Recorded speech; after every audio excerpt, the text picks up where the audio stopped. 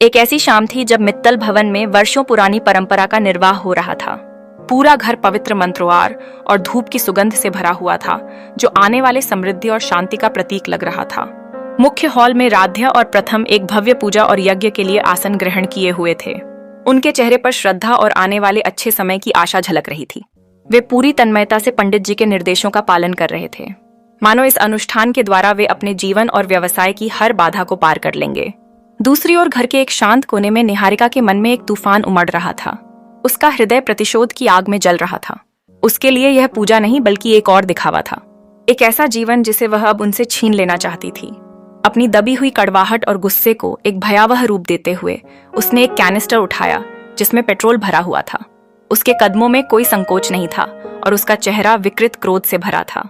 उसने फुसफुसाते हुए, लगभग चीखते हुए अपने मन की बात बाहर निकाली, जिसकी गूंज हॉल के शांतिपूर्ण माहौल में एक भयावह संगीत की तरह सुनाई दी। तुम लोगों का बिजनेस तो ऑलमोस्ट डूब ही चुका है। उसने पेट्रोल की धार को कीमती फर्नीचर और रेशमी पर्दों पर बेतरतीब ढंग से छिड़कना शुरू कर दिया। अब इस घर के चले जाने के बाद तुम लोग सड़क पर आ जाओगे। उसकी आंखें राध्या पर टिकी थीं, जो पूजा में लीन थी, मानो इस खतरे से बेखबर हो। निहारिका का गुस्सा अब व्यक्तिगत हो चुका था।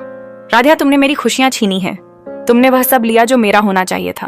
उसकी आवाज में दर्द और नफरत का मिश्रण था। उसने अंतिम और सबसे खतरनाक कदम उठाते हुए पूरे हॉल में जहां पूजा हो रही थी पेट्रोल छिड़क दिया। अब मैं तुमसे तुम्हारा सब कुछ छीन लूंगी, निहारिका ने गरजते हुए कहा। यह क्षण उसकी प्रतिशोध की चरम सीमा थी। जैसे ही उसने पेट्रोल की धार खत्म की, उसके हाथ से वह बोतल फिसल गई। पूजा की अग्नि से उठी एक छोटी सी चिंगारी, या शायद पास जल रहे एक दीपक की लौ जमीन पर गिरे पेट्रोल को छू गई। अगले ही पल एक भयानक भभक के साथ आग लगी और तेजी से फैल गई। जो स्थान अभी कुछ क्षण पहले पवित्र मंत्रों से गूंज